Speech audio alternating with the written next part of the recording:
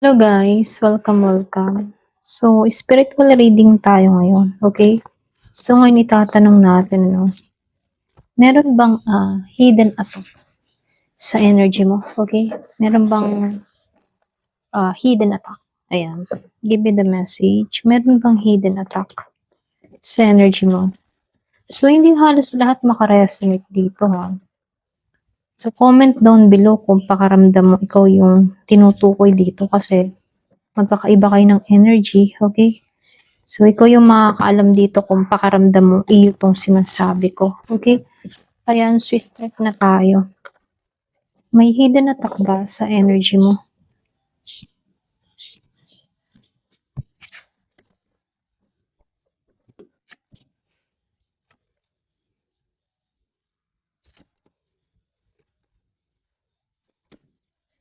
So, nakikitaan ko dito yung Ten of Spades.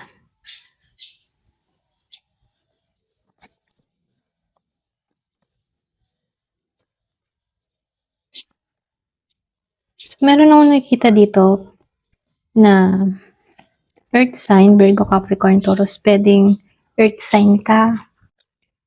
Pwede rin air sign ka, Gemini, Aquarius, and Libra. Fire sign, Aries, Leo, Sagittarius, and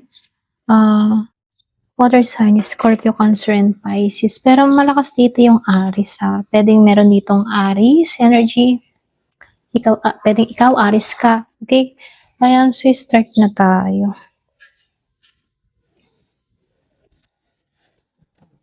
So dito, yung iba sa inyo, malakas dito yung air sign, Gemini, Aquarius, and Libra.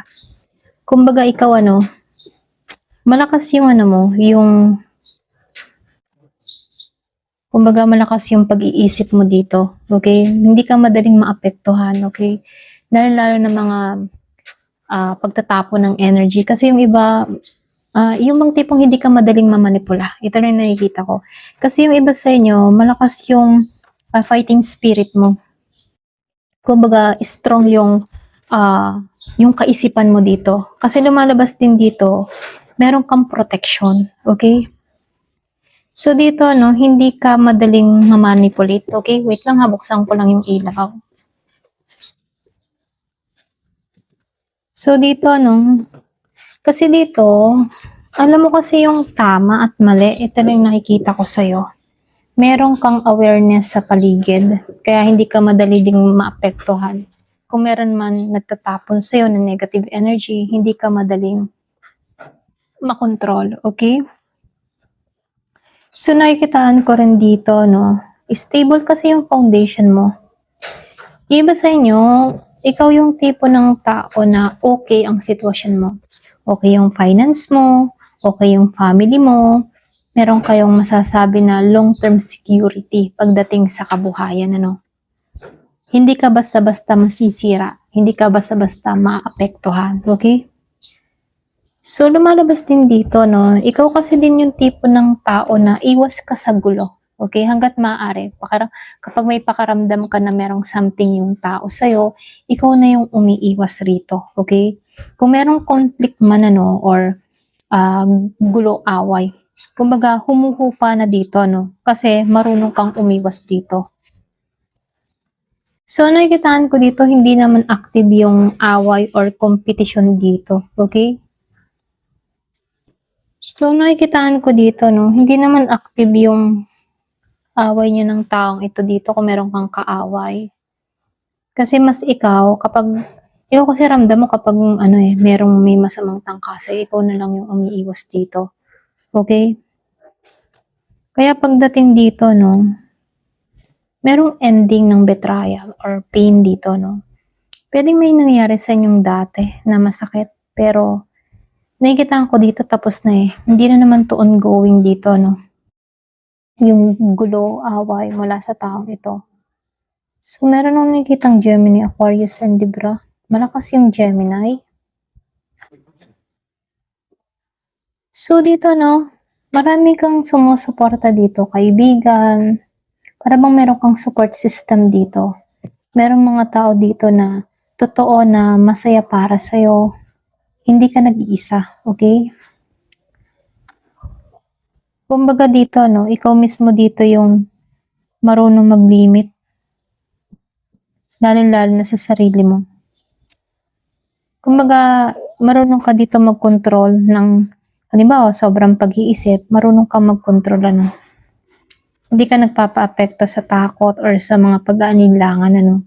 Kaya kahit merong hidden attack na energy sa'yo, hindi naman tumatama sa'yo kasi umpisa pa lamang protektado ka. So, lumalabas dito, meron ako nakitang bagong simula na mangyayari sa'yo dito.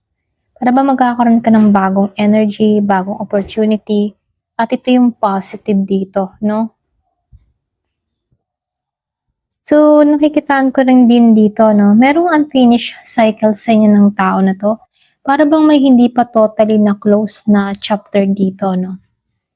Parang hindi pa kayo tapos. Pero ganun pa man, ano? Nakikitaan ko dito malakas yung control mo sa sarili mo. Kumbaga may authority ka dito sa Emperor energy. Hindi ka madaling maapektuhan ng mga negativity, okay? Para bang ano ka, control. Naka-move on ka na eh. Ito lang yung nakikita ko sa mga nangyari sa inyo in the past mula sa taong ito. Kung meron kang idea kung sino to, no? Naka-move on ka na dito sa taong ito. Kasi lumalabas dito, naghilom ka na dito. Merong healing energy na nangyari sa'yo. Pero nakikita ko dito, no? May time na impatient yung iba sa inyo. Para bang gusto mo na agad makita yung resulta. Okay? Or pwede rin ikaw nakatuon ka muna sa mga priority mo sa buhay, sa goal mo, sa mga pangarap mo, sa mga tinatrabaho mo, at doon ka nakakatuon. Okay, pwedeng ikaw hindi ka nagpapa-apekto kung may nagagalit man sa'yo or wala, bahala sila. Ganun yung energy mo rito. So, lumalabas din dito, no, meron lang konting delay sa Wheel of Fortune reverse. Kumbaga, meron lang nakikitang timing issue rito. Para bang meron lang konting delay sa flow na nangyayari sa buhay mo, okay? Hindi to atake, ha? Kung medyo mailap yung iyong swerte kahit papaano, no? Hindi to attack, okay? Pwedeng meron lang mga konting delay. Ito lang nakikita ko. Para bang timing, okay? Bago to mag-upright. Tamang oras para makamit mo yung tagumpay, okay? So, nakikitaan ko lang din dito. Yung iba sa inyo kasi natututunan mong bitawan yung mga bibigat, okay? Para bang nagiging aware ka, alam mo na yung ginagawa mo, at nagiging, yung nga sinabi ko kanina, nagiging aware ka kung ano yung dapat bitawan dito, okay? Kumbaga, yung iba sa inyo, nilet go mo na yung nakaraan mo, yung past mo, okay? Hindi ka na bumabalik sa dati. Ayan, ito rin nakikita ko, mas nakatuon ka ngayon sa present moment mo, mas nakatuon ka ngayon sa pagbabago, okay? So, lumalabas lang dito yung final message sa'yo. Kung meron bang hidden attack. Wala na may strong indication dito ng hidden attack. Ano. More ano ka kasi, aware ka eh. Mas nakikitaan ko dito yung naninira sa energy mo ngayon, okay? Para bang mga inggit or chismis, mga ganun. Ganun lang. Pero yung the more na pasasakitan ka, hindi naman ganun. Kumbaga, nakikitaan ko lang din dito, mas lumalabas kasi yung mga pain, past, okay, past betrayal, past pain, mga ganun. At ito yung nagmumula kung bakit nag-o-overthink ka. Pero nakikitaan ko lang din dito, meron ng konting delay, okay? Pwede merong unfinished business or unfinished cycle sa inyo, okay? Pero hindi naman ibig sabihin na may external attack ang issue dito, no? Kumbaga, nakikitaan ko lang din dito, meron lang internal healing, okay? Pwedeng life timing or pwedeng kailangan mo munang mag-focus, okay? Sa dapat mong unahin dito. So, lumalabas lang dito, meron mga taong naiinggit. Yun, ito lang nakikita ko. Taong naiinggit or pwedeng nakikipag-competition sa'yo. Pero ngayon, no, mas hindi to aktibo. Humihina kasi yung kanilang power. Okay? Mahina yung power nila. Kasi nakikita ko dito, strong yung ano mo, yung isip mo. At protektado din yung isip mo rito. Kung ikaw yung tipo ng tao na madasalin, ginagabayan ka naman dito. Hindi ka madaling maapektuhan sa mga negative energy or mga evil eye. Kasi ikaw, mas nakikitaan ko dito, mas nakapokus ka sa mga goal mo at sa mga priority mo. Okay? Baga wala kang panahon sa mga negatibo. Ganon. So, nakikitaan ko dito, yung iba sa inyo, yung pinaka-advice lang para sa'yo, huwag kang matakot, sa mga hidden enemies, okay?